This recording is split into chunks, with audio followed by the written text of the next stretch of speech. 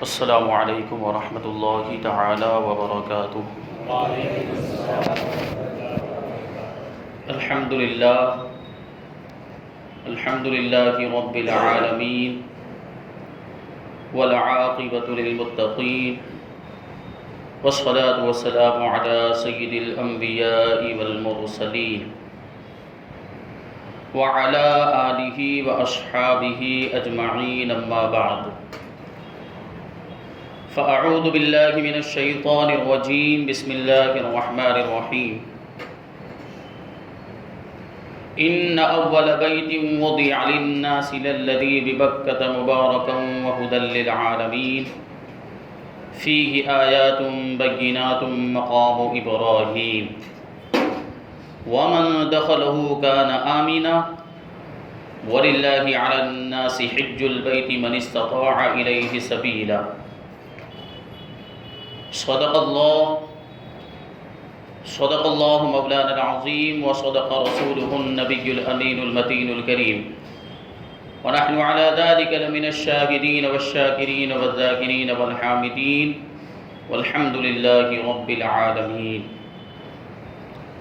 آئیے ہم اور آپ سب سے پہلے حضور سرور کائنات فخر موجودات باعث تخلیق کائنات احمد مجتبی محمد مصطفیٰ صلی اللہ علیہ وسلم کی بارگاہ بے کس پناہ میں جھوم جھوم کر درود و سلام کا نذرانہ عقیدت پیش کریں اور پڑھیں اللہم صلی علی سیدنا و مولانا محمد معدن الجود والکرم وآلہ الکرام ابنہ الکریم وبارک وسلم صلاة و سلام علیک یا رسول اللہ صلی اللہ تعالی علیہ وسلم۔ عزیزان ملت اسلامیہ، خانہ کعبہ کی تعمیر کا تذکرہ چل رہا تھا۔ اس میں یہ بیان کیا گیا کہ سب سے پہلے خانہ کعبہ فرشتوں نے تعمیر کیا، اس کے بعد اللہ تبارک و تعالیٰ نے حضرت آدم علیہ السلام کو اثر نو خانہ کعبہ کی تعمیر کا حکم دیا تھا۔ یہ جو خانہ کعبہ جو فرشتوں نے تعمیر کیا، سب سے پہلے یہ بیت المعمور کی بالکل سیدھ میں، بالکل اس کے مقابل میں تعمیر کیا گیا۔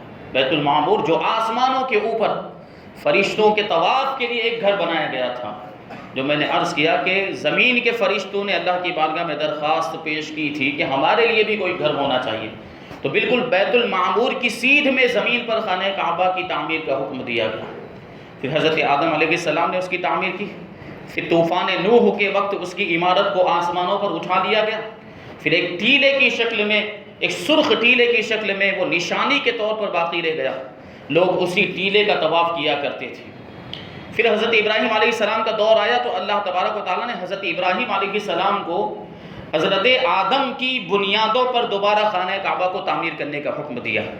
تو حضرت آدم علیہ السلام، حضرت ابراہیم علیہ السلام جو حضرت ہاجرہ اور حضرت اسماعیل علیہ السلام کو مکہ مکرمہ میں جہاں آج خانہ کعبہ ہے اس جگہ پر چھوڑ کر چلے گئے تھے اللہ کے حکم سے۔ اب حضرت ابراہیم علیہ السلام کبھی کبھار ان سے ملاقات کرنے کے لیے اور ان کی خبرگیری کرنے کے لیے آیا کرتے تھے۔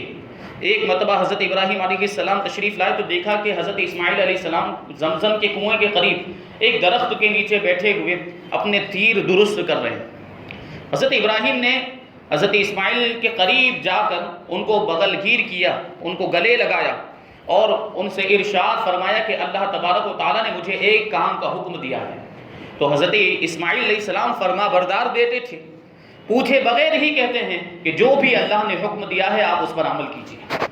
حضرت ابراہیم علیہ السلام نے کہا کہ مجھے اللہ تبارک و تعالیٰ نے اپنا گھر تعمیر کرنے کا حکم دیا ہے اور مجھے اس میں تمہاری ضرورت ہے۔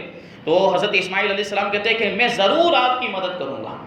یہ فرما بردار بیٹا، اور قربانی کا واقعہ سنا ہوگا، انشاءاللہ تفصیل کے ساتھ اس کو کبھی بیان کیا جائے گا کہ حضرت ابراہیم نے جب حضرت اسماعیل کو یہ بھی بتا دیا کہ میں تمہیں قربان کرنے کے لیے لے جا رہا ہوں، تو حضرت اسماعیل نے اس وقت بھی کہا تھا کہ اگر یہی اللہ کا حکم ہے تو میں قربان ہونے کے لیے تیار ہوں۔ یہ فرما بردار بیٹا ایسا ہوتا ہے، اور وہ بھی تو جانتے تھے کہ ان کے والد بھی کوئی معمولی انسان نہیں، وہ بھی تو اللہ کے نبی ہیں، وہ کبھی بھی ایسا کام کریں گے نہیں جو اللہ کی مرضی کے خلاف ہو، اور جس میں نافرمانی کی کوئی ایک یوں سمجھے بو بھی آتی ہو، ایسا کوئی کام کریں گے ہی نہیں. یہ حضرت اسماعیل علیہ السلام. پھر حضرت اسماعیل علیہ السلام نے حضرت ابراہیم علیہ السلام کی مدد کی اور پھر خانہ کعبہ کو تعمیر کیا، جس کا ذکر میں نے پہلے کیا تھا، اور قرآن کے اندر بھی اس کا ذکر وَإِذْ يَرْفَعُ إِبْرَاهِيمُ الْقَوَاعِدَ مِنَ الْبَيْتِ وَإِسْمَاعِيلُ کہ حضرت اسماعیل علیہ السلام پتھر اٹھا کر لاتے تھے اور حضرت ابراہیم علیہ السلام اس کو تعمیر کرتے تھے. جب ایک وقت ایسا آیا کہ دیوار بہت اونچی ہو گئی، جب ہاتھ پہنچ نہیں رہا تھا تو اللہ تبارک و تعالیٰ نے جنت سے ایک پتھر بھیجا، اس پر حضرت ابراہیم علیہ السلام کھڑے ہو گئے. اب جیسے جیسے دیوار اونچی ہوتی جاتی تھی وہ پتھر بھی بلند ہوتا جاتا تھا. اس طریقے سے خانہ کعبہ تعمیر ہوا. اب وہ جو تعمیر تھی حضرت ابراہیم علیہ السلام کی، اس وقت خانہ کعبہ میں کوئی چھت نہیں تھی، اس کا کوئی دروازہ بھی نہیں تھا. مشرقی جانب ایک جگہ کشادہ چھوڑ دی گئی تھی کہ جس کو داخل ہونا ہو وہ وہیں سے داخل ہو جائے. اور خانہ کعبہ کی وہ جو تعمیر جس کو تعمیر ابراہیمی کہا جاتا ہے، اس میں صرف 2 رکن تھے، رکن حجر اور رکن یمانی. رکن عراقی اور رکن شامی اس وقت نہیں تھا. یہ رکن شامی اور رکن عراقی کا بعد میں اضافہ ہو. اس جانب جہاں جو یہ دیوار تھی، یہ گول دائرے کی، آدھے دائرے کی شکل میں یہ دیوار تھی، اور اسی میں ایک جانب حجر اسود کو نصب کیا گیا تھا. یہ تعمیر تھی حضرت ابراہیم کی، جس میں چھت بھی نہیں تھی، جس میں دروازہ بھی نہیں تھا. پھر اس کے بعد قوم عمالقہ نے بھی اس کی مرمت کی. قوم جرہم، قبیلہ جرہم نے بھی اس میں اپنا حصہ دیا، اس کی ریپیئرنگ میں اور اس کی مرمت میں حصہ دیا. اور حضور اکرم صلی اللہ علیہ وسلم کے آبا و اجداد میں ایک حضرت قصی بن کلاب نام کی شخص تھے، انہوں نے بھی اس کی تعمیر میں حصہ لیا. لیکن ان کی جو تعمیرات ہیں یہ مرمت کی اور ریپیئرنگ کی حیثیت رکھتی تھی. اثر نو تعمیر اس کو نہیں کہا جا سکتا، لیکن قریش نے اثر نو اس کو تعبیر کیا، قبیلہ قریش نے. اور جس وقت یہ تعمیر ہوئی ہے اس وقت حضور صلی اللہ علیہ وسلم بھی اس تعمیر میں شریک ہوئے تھے، اور اس وقت نبی پاک صلی اللہ علیہ وسلم کی عمر 35 سال کی تھی. اب ہوا یوں کہ خانہ کعبہ بہت زوردار بارش کی وجہ سے سیلاب آ گیا، جس کی وجہ سے خانہ کعبہ کی عمارت جو ہے بالکل منہدم ہو گئی. اس کا سبب یہ تھا کہ خانہ کعبہ کی جو عمارت تھی وہ نشیب میں واقع تھی، ڈھلان والی زمین میں. تو پہاڑوں کا جو سارا پانی ہوتا تھا وہ بہہ کر وہیں پر آتا تھا، اور اس کے پانی کے زوردار دھارے کی وجہ سے عمارت کو نقصان پہنچ جایا کرتا تھا. تو قریش نے اس کی حفاظت کے لیے بہت سارے بند بھی بنائے تھے، بلند جگہوں پر بالائی حصوں میں بند بھی بنائے تھے. لیکن ان بندوں کا معاملہ بھی یہ تھا کہ بار بار ٹوٹ جایا کرتے، تو پانی بہہ کر واپس وہیں پر آ جاتا تھا. تو اب کی مرتبہ جب کہ یہ ہوا کہ سیلاب کی وجہ سے پوری عمارت گر گئی، تو قریش کے لوگوں نے یہ فیصلہ کیا کہ یہ عمارت جو ہے اس کو بالکل ختم کر کے نئی عمارت، ایک مضبوط عمارت تعمیر کی جائے، جس کی ایک چھت بھی ہو، جس کا ایک دروازہ بھی ہو، اور دروازے کو تھوڑا بلندی پر بنا جائے. جیسے ابھی جو دروازہ ہے وہ بلندی پر ہے، اسی طریقے سے دروازہ بھی بنا جائے بلندی پر. دروازہ بنانے کا ایک مقصد یہ بھی تھا کہ پانی اگر آ جائے تو جلدی سے پانی اندر نہ گھسنے پائے خانہ کعبہ کے اندر والے حصے کے اندر. تو اب قریش نے سب کی رضامندی لے لی، سب پورے قبیلے کے لوگ تیار ہو گئے اور تیاریاں شروع کر دی. اب ہر کوئی اس کے لیے چندہ جمع کر رہے ہیں. قبیلے کے لوگوں سے چندہ جمع کیا گیا، مکے والوں سے چندہ جمع کیا گیا، زیورات وغیرہ بھی یہاں تک کہ عورتوں نے دے دیے، سونا چاندی بھی دے دیا اس خانہ کعبہ کی تعمیر کے لیے. اور اس تعمیر میں نبی پاک صلی اللہ علیہ وسلم بھی شریک ہوئے، اور قریش کے لوگوں کے دوش بدوش نبی پاک صلی اللہ علیہ وسلم بھی پتھر اٹھا کر لے کر آتے تھے، اور خانہ کعبہ کی تعمیر میں اس طریقے سے آپ نے اپنا حصہ جو ہے کہ درج کرایا. اب قبیلے کے جو قریش کے جو مختلف قبیلے ضمنی قبیلے تھے، ان لوگوں نے الگ الگ اپنا ایک حصہ مقرر کر لیا تھا کہ یہاں کی تعمیر، اس حصے کی تعمیر ہم کریں گے، اس حصے کی تعمیر ہم کریں گے. لیکن جب حجر اسود کو نصب کرنے کی باری آئی، جب دیوار وہاں تک پہنچ گئی کہ اب حجر اسود کو یہاں لگایا جائے گا، نصب کیا جائے گا، تو اب لوگوں میں جھگڑا ہو گیا، سخت اختلاف ہو گیا. اور ہر قبیلے والا یہ چاہتا تھا کہ یہ اعزاز اور یہ شرف مجھے ملے، ہمارے قبیلے کو ملے کہ ہم وہ حجر اسود کو خانہ کعبہ میں لگائے. کہ بڑی عزت کا باعث تھا، یہ فخر کی بات تھی. آنے والے زمانے تک لوگ یاد کرتے ہیں کہ اس قبیلے والے کو یہ شرف ملا تھا، یہ سعادت ملی تھی کہ ان لوگوں نے حجر اسود کو خانہ کعبہ میں نصب کیا. تو اب اس میں اختلاف ہو گیا، اور اتنا بڑا یہ جھگڑا اتنا بڑا کہ تلواریں نکلنے کی نوبت آ گئی. ایسے معاملات ہو گئے. اور اس میں ایک قبیلہ عبد الدار اور قبیلہ بنو عدی تو اتنے زیادہ اس کو لے کر سیریس ہو گئے، سنجیدہ ہو گئے کہ زمانے جاہلیت کے دستور کے مطابق انہوں نے قسمیں کھائی. اور اس زمانے میں ایسا ہوتا تھا کہ قسم کو مضبوط کرنے کے لیے ایک پیالے میں خون بھر کر اس میں انگلی ڈبا کر چاٹ لیا کرتے تھے. تو انہوں نے بھی ایسا ہی کیا. ایک پیالے میں خون بھر کے اس میں انگلی ڈبا کر اس میں انہوں نے چاٹ لیا اور یہ قسم کھائی کہ حجر اسود کو کوئی نصب کرے گا تو ہم ہی کریں گے. یہ اتنا سخت اختلاف ہو گیا تھا. کئی 4 دن غالباً 4 دن اس طریقے سے گزر گئے. جب 5واں دن آیا تو سب لوگ حرم کعبہ کے اندر جمع ہوئے. تو اس میں ایک بوڑھا شخص تھا, بزرگ شخص, تجربہ کار. تو وہ کھڑا ہوا اور اس نے کہنے لگا یہ اس لڑائی کو ختم کرنے کے لیے میرے پاس ایک طریقہ ہے, ایک تدبیر ہے. وہ کہنے لگا, اس نے یہ کہا کہ کل صبح اور سویرے سب سے پہلے جو حرم کعبہ میں داخل ہوگا اسی کو ہم اپنا پنچ اور اپنا فیصل بنا لیں گے, پھر وہ جو فیصلہ کرے گا وہ سب کو تسلیم ہوگا, سب مان لیں گے. تو سب نے یہ تدبیر مان لی, سب نے کہا ٹھیک ہے ایسا کرتے ہیں. تو دوسرے دن صبح سب جمع ہو گئے اور انتظار کرنے لگے کہ سب سے پہلے حرم کعبہ میں کون داخل ہوتا ہے. اللہ کی شان دیکھیں کہ سب سے پہلے حرم کعبہ میں جو داخل ہوا وہ حضور رحمت عالم صلی اللہ علیہ وسلم تھا. وہ سب نے جیسے ہی نبی پاک صلی اللہ علیہ وسلم کے چہرے مبارک کو دیکھا, سب بیک زبان کے اٹھے کہ یہ تو امین ہیں, یہ تو امانت دار ہیں, کبھی خیانت نہیں کرتے ہیں, ہمیں ان کا فیصلہ منظور ہے, یہ جو فرمائیں گے ہم وہی کریں گے. اعلان نبوت سے پہلے کی بات, 35 سال کی عمر. اب اللہ کے رسول صلی اللہ علیہ وسلم کو ان لوگوں نے فیصل بنا لیا. نبی پاک صلی اللہ علیہ وسلم نے سب سے پہلے تو ان کو حکم دیا کہ ہر قبیلے والا اپنا ایک سردار چن لے. چنانچہ انہوں نے, کیونکہ پورے قبیلوں کے ساتھ تو یہ بحث نہیں ہو سکتی تھی, تو ایک سردار, ہر قبیلے کا ایک سردار مقرر کر دیا جائے کہ اس کی بات پورے قبیلے کی بات ہوگی. چنانچہ سب نے اپنا ایک سردار چن لیا, مقرر کر لیا. اب اللہ کے رسول صلی اللہ علیہ وسلم نے اپنی چادر مبارک زمین پر بچھا دی اور اپنے مبارک ہاتھوں سے حجر اسود کو اٹھا کر اپنی چادر مبارک کے اندر رکھ لیا. پھر تمام قبیلوں کے سردار کو بلایا اور ارشاد فرمایا کہ اس چادر کا ایک کنارہ پکڑ لو اور اس چادر کو اٹھاؤ اور جہاں پر حجر اسود کو نصب کرنا ہے اس جگہ پر لے کر چلو. اب تمام قبیلے کے سرداروں نے اس چادر کو اٹھایا اور اس مقام پر لے کر گئے جہاں حجر اسود کو نصب کرنا تھا. جب وہاں پہنچ گئے تو اللہ کے رسول صلی اللہ علیہ وسلم نے حجر اسود کو اپنے مبارک ہاتھوں سے اٹھا کر خانہ کعبہ کے اندر نصب فرما دیا. کتنا دیکھیے انصاف والا فیصلہ تھا کہ ہر قبیلے کے لوگ راضی بھی ہو گئے, کسی کو کوئی اعتراض بھی نہیں ہوا, اور اس کی وجہ سے بہت بڑی جنگ اور بہت بڑی جو خون ریزی ہونے والی تھی وہ بھی ٹل گئی ہے. ایسے فیصلے نبی پاک صلی اللہ علیہ وسلم کے ہوا کرتے. تو یہ ہوا. اب اس میں جو یہ تو تعمیر قریش کی جو تعمیر ہوئی ہے, اس میں چونکہ چندہ کر کے ان لوگوں نے تعمیر کی تھی, اب مال و اسباب کم پڑ گیا. جب اس کی تعمیر ہو رہی تھی تو جو کچھ چندہ جمع ہوا تھا وہ کم پڑ گیا. اس وجہ سے جو حتیم کی جانب کا جو حصہ ہے حضرت ابراہیم کی تعمیر میں وہ خانہ کعبہ کے اندر شامل تھا, لیکن مال و اسباب کم ہونے کی وجہ سے اتنا حصہ قریش کے لوگوں نے باہر چھوڑ دیا اور ایک نئی بنیاد تعمیر کر کے وہاں پر ایک دیوار قائم کر دی. اب یہ جو حصہ جو حتیم کا حصہ ہے یہ حقیقت میں خانہ کعبہ ہی کا حصہ ہے, لیکن قریش کے پاس مال و اسباب نہیں تھا اس لیے انہوں نے اس حصے کو باہر چھوڑ دیا. آج جو حتیم کی جو گول دائرے میں جو دیوار بنی ہوئی ہے ایک جانب خانہ کعبہ کی, یہ بھی خانہ کعبہ کے اندر کا حصہ ہے. حضرت ابراہیم نے اس کو خانہ کعبہ کے اندر ہی شامل فرمایا تھا.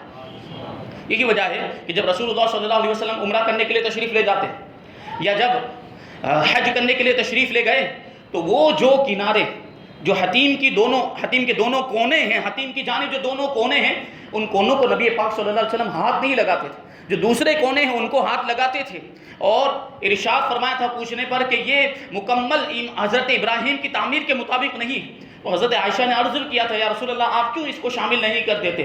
تو اللہ کے رسول نے ارشاد فرمایا کہ اگر تمہاری قوم نئی مسلمان نہ ہوئی ہوتی تو ضرور میں اس کو خانہ کعبہ میں شامل کر دیتا, کیونکہ اس کی وجہ سے ایک انتشار پھیلے گا. تو نبی پاک صلی اللہ علیہ وسلم نے اس کو شامل نہیں کیا. حضور کے زمانے میں وہ حصہ خانہ کعبہ کے اندر شامل نہیں ہوا. اب زمانہ گزرتا گیا, یہ اسی طریقے سے تعمیر باقی رہی قریش کی تعمیر. اس میں جو دروازہ ہے وہ بلندی پر بنایا گیا تھا, ایک شرقی دروازہ, مشرق کی جانب یہ دروازہ موجود تھا. اب ہوا یوں کہ یزید کا دور آیا اور یزید نے حضرت امام حسین, امام علی مقام امام حسین رضی اللہ تعالیٰ عنہ کے ساتھ جو ظلم و زیادتی کا جو سلوک کیا وہ پورا واقعہ آپ جانتے ہیں. اس کے بعد یزید نے حکم دیا کہ اپنے لشکر کو مدینہ منورہ بھیجا اور مدینے والوں سے بیعت کا اس نے مطالبہ کیا کہ میری بیعت کرو. اب مدینے پہلے جو ہے اس نے ادھر دوسری جانب مکہ مکرمہ کے اندر حضرت عبداللہ ابن زبیر صحابی رسول, جب انہوں نے یزید کی کرتوتوں کے بارے میں سنا تو حضرت عبداللہ ابن زبیر نے یزید کے خلاف بغاوت کا اعلان کر دیا اور اس کی بیعت کرنے سے انکار کر دیا.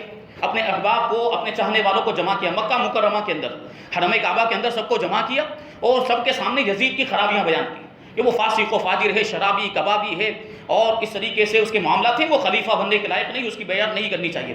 لوگ جمع ہو گئے۔ اب ادھر اس نے مدینہ منورہ کے لیے لشکر روانہ کیا تھا، یزید نے مدینہ منورہ کے لوگوں سے بیعت کرنے کے لیے لشکر مکہ مکرمہ کے لیے حضرت عبداللہ ابن زبیر سے بیعت لینے کے لیے ان کو قید کرنے کے لیے لشکر روانہ کیا تھا۔ ابھی درمیان میں وہ لشکر کی تیاری ہی چل رہی تھی کہ یزید کو پتہ چلا کہ مدینے والوں نے بغاوت کر دی ہے۔ لشکر کس کے لیے بھیجا تھا؟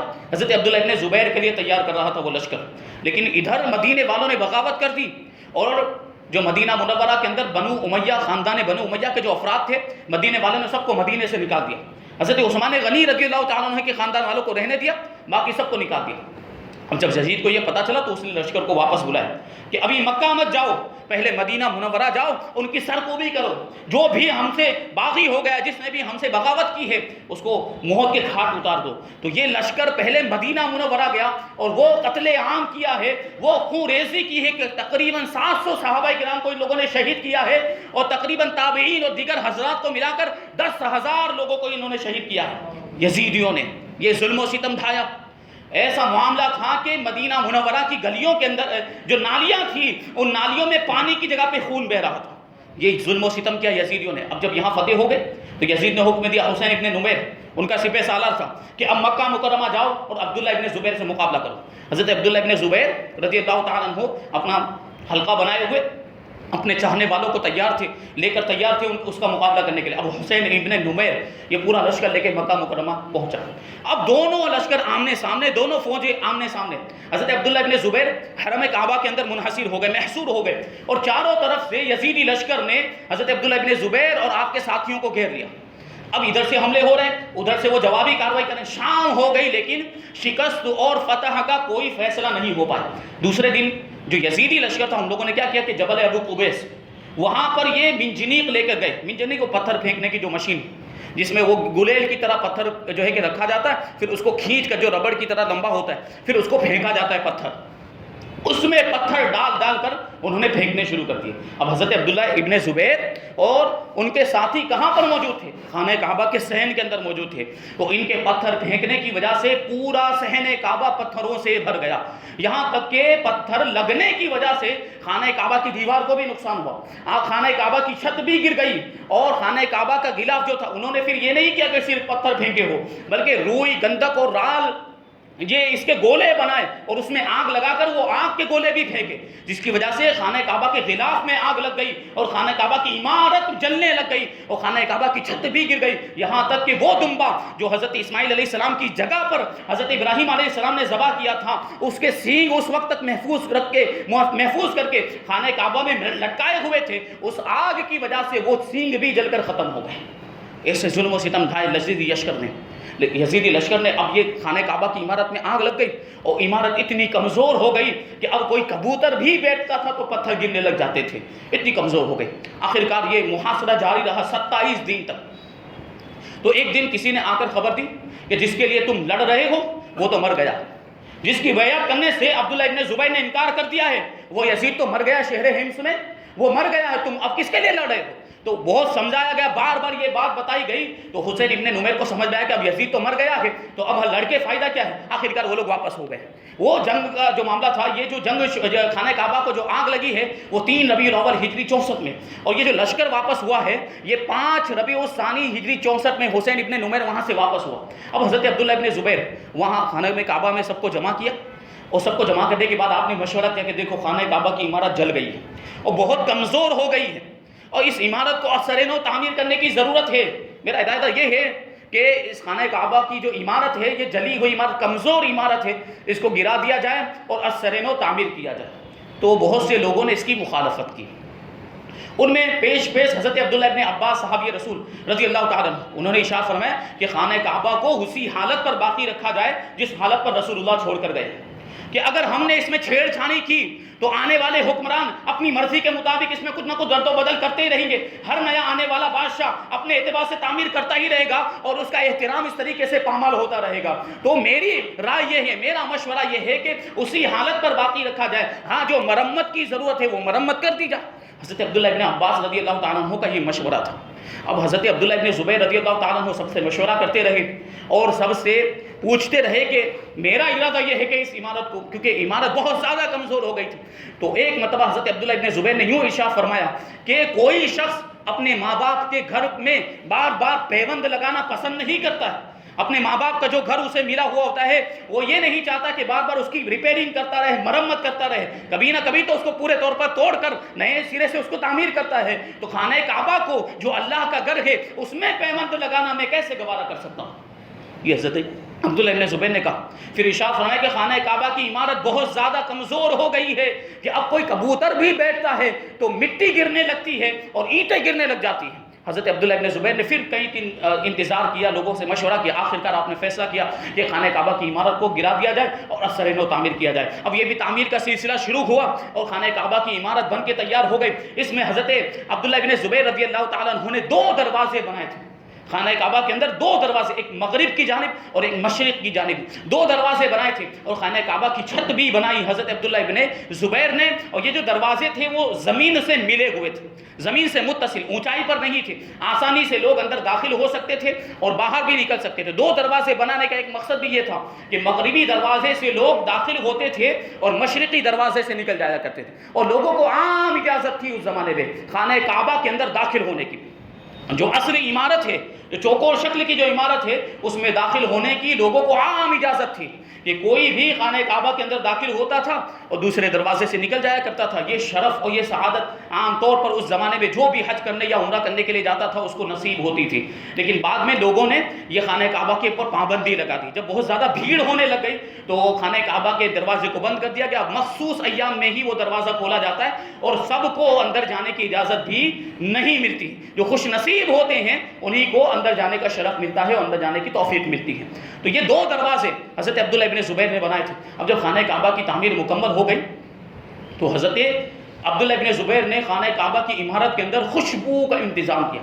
پوری عمارت کے اندر خوشبو ہی خوشبو، اور قیمتی چادر کا جو غلاف ہے کپڑے کا، وہ غلاف ایک دم قیمتی غلاف تیار کروایا اور خانہ کعبہ کی عمارت کو غلاف چڑھا دیا گیا. اب حضرت عبداللہ ابن زبیر نے حکم دیا کہ جس پر بھی میری اطاعت واجب ہے، یعنی جن لوگوں نے میری بیعت کی ہے ان لوگوں پر لازم ہے کہ وہ مقام تنعیم میں جائیں اور وہاں سے احرام باندھ کر آئیں اور بیت اللہ کا عمرہ کریں، خانہ کعبہ کا عمرہ کریں، طواف کریں. اب خود حضرت عبداللہ ابن زبیر بھی پیدل چلتے ہوئے مقام تنعیم جو مسجد عائشہ جہاں پر بنی ہوئی وہاں تک حضرت عبداللہ ابن زبیر تشریف لے گئے. آپ کے ساتھی بھی وہاں تک گئے، سب نے احرام باندھا، وہاں سے واپس آئے اور خانہ کعبہ کا طواف کیا، سعی کی اور عمرہ مکمل کیا. اور آپ نے حکم دیا تھا کہ ہر کوئی اپنی استطاعت کے مطابق اگر اونٹ ذبح کرنے کی طاقت رکھتا ہے تو وہ اونٹ ذبح کرے، اگر اونٹ ذبح کرنے کی طاقت نہیں رکھتا ہے تو وہ بکری ذبح کرے. بیان کرنے والے بیان کرتے ہیں کہ اس سال جتنے غلام آزاد ہوئے، جتنے اونٹ اور بکریاں ذبح کی گئی اور جتنا صدقہ کیا گیا وہ کسی سال نہیں کیا گیا تھا. حضرت عبداللہ ابن زبیر نے اس طریقے سے خانہ کعبہ کی تعمیر کی. اب ایک عرصے تک یہ تعمیر اسی طریقے سے رہی، لیکن عبد الملک ابن مروان کے دور میں حجاج ابن یوسف ثقفی کو مکہ مکرمہ کا گورنر بنایا گیا. اب یہ بہت ظالم آدمی تھا، اس نے بھی کئی صحابہ کرام کو شہید کیا ہے. حضرت عبداللہ ابن زبیر کو بھی اسی نے شہید کیا. اب یہ مکہ مکرمہ کا جب گورنر بن کے آیا تو اس کا مقابلہ حضرت عبداللہ ابن زبیر سے ہو، وہ ایک تفصیل ہے. آخرکار اس جنگ کے اندر حضرت عبداللہ ابن زبیر شہید ہو گئے. حجاج ابن یوسف نے حضرت عبداللہ ابن زبیر کو شہید کر دیا. اب اس نے دوسری جانب عبد الملک ابن مروان کو خط لکھا اور حضرت عبداللہ ابن زبیر کی تعمیر کے بارے میں ساری تفصیل بیان کی کہ عبداللہ ابن زبیر نے خانہ کعبہ کے اندر یہ تبدیلیاں کی ہے، 2 دروازے بنا دیے، چھت بھی بنا دی، اور وہ حصہ جو قریش نے باہر چھوڑ دیا تھا اس کو اندر شامل کر لیا. حضرت عبداللہ ابن زبیر نے جو تعمیر ابراہیمی تھی، یعنی حتیم والا جو حصہ تھا، اس کو بھی حضرت عبداللہ ابن زبیر نے خانہ کعبہ کے اندر شامل کر لیا تھا، جو رسول اللہ صلی اللہ علیہ وسلم کی خواہش کے مطابق تھا. اور جب حضرت عبداللہ ابن زبیر عمرہ کرنے کے لیے تشریف لے گئے تھے تو ان دونوں کونوں پر بھی ہاتھ لگایا، بلکہ چاروں کونوں پر ہاتھ لگایا تھا طواف کرتے ہوئے، اور ارشاد فرمایا کہ رسول اللہ ان دونوں کونوں کو ہاتھ اس لیے نہیں لگاتے تھے کہ یہ تعمیر ابراہیمی کے مطابق نہیں تھا. اب چونکہ یہ ابراہیمی تعمیر کے مطابق خانہ کعبہ مکمل ہو چکا ہے، اس لیے میں چاروں کونوں کو ہاتھ لگا رہا ہوں. لیکن جب حضرت عبداللہ ابن زبیر شہید ہو گئے تو حجاج ابن یوسف نے پوری تعمیر کا حال لکھا کہ عبداللہ ابن زبیر نے ایسا کیا، وہ حتیم کو اندر داخل کر لیا ہے اور 2 دروازے نکال دیے ہیں. پہلے ایک دروازہ تھا تو عبد الملک ابن مروان نے فوراً حکم دیا کہ وہ دروازہ، ایک جو دروازہ مغربی دروازہ ہے وہ فوراً بند کر دو. ایک ہی دروازہ باقی رکھا جائے، اور وہ جو حتیم کی جگہ جو عبداللہ ابن زبیر نے خانہ کعبہ کے اندر شامل کر لی ہے اس کو فوراً گرا دیا جائے۔ اب حکم کی تعمیل کرتے ہوئے حجاج ابن یوسف نے ایک دروازہ جو مغربی دروازہ تھا وہ بند کر دیا اور مشرقی دروازے کو باقی رہنے دیا، اور حتیم کا جو حصہ حضرت عبداللہ ابن زبیر نے اندر شامل کر لیا تھا اس کو دوبارہ توڑ کر باہر نکال دیا، وہاں پر ایک گول دیوار بنا دی گئی اور خانہ کعبہ پھر سے ویسے ہی ادھورا رہ گیا، یعنی ایک حصہ خانہ کعبہ کا باہر رہ گیا۔ عبدالملک ابن مروان کو بعد میں لوگوں نے حضرت عائشہ رضی اللہ تعالیٰ عنہ کی حدیث بھی سنائی کہ رسول اللہ صلی اللہ علیہ وسلم کی خواہش تھی کہ یہ حصہ خانہ کعبہ کے اندر شامل ہو جائے، لیکن اس کے باوجود بھی اس مردود نے اس حصے کو خانہ کعبہ کے اندر شامل نہیں کیا۔ اب اس کے بعد ولید ابن عبد الملک کا دور آیا تو اس نے بہت سارا مال و اسباب بھیجا، اور خانہ کعبہ کی جو عمارت تھی اس میں جو ستون تھے اور پرنالہ جو تھا، پرنالہ اور ان سب چیزوں کے اندر سونے کا کام کروایا گیا، سونے کے پترے چڑھائے گئے، اور یہ پہلا بادشاہ تھا جس نے خانہ کعبہ کے اندر سونے کا کام کروایا۔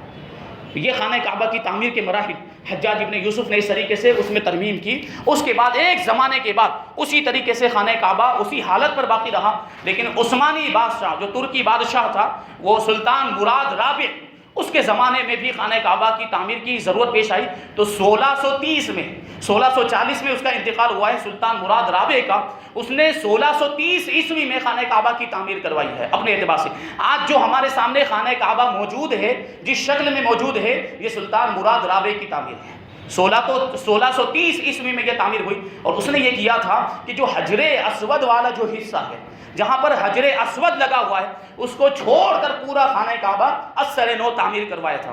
آج بھی اگر آپ دیکھیں تو اگر غلاف نہیں ہو، غلاف کو اوپر اٹھا دیا جاتا ہے جیسے کبھی کبھی، تو آپ کو محسوس ہوگا کہ حجر اسود کے ارد گرد جو پتھر ہیں وہ الگ ہیں اور دوسری جگہ پر جو پتھر ہیں وہ الگ ہیں، تو یہ وہ تعمیر ہے جو سلطان مراد رابع نے کروائی تھی، اور یہ آج اسی شکل میں خانہ کعبہ ہمارے سامنے موجود ہے۔ تو یہ خانہ کعبہ کی تعمیر کی مختصر تاریخ تھی۔ اب انشاءاللہ تبارک تعالیٰ آگے حج اور عمرہ کی فضیلت وغیرہ باتیں، کیونکہ حج کا موسم آ رہا ہے، انشاءاللہ وہ ساری باتیں بیان کی جائیں گی۔ آپ حضرات سے گزارش ہے کہ مسلسل شرکت فرماتے رہیں تاکہ باتیں سمجھ میں آتی رہیں، کڑی سے کڑی ملتی جاتی رہے۔ اللہ تبارک و تعالی ہم سب کو احکام اسلام اور شریعت مصطفیٰ پر عمل کرنے کی توفیق عطا فرمائے۔ وما علینا الا البلاغ۔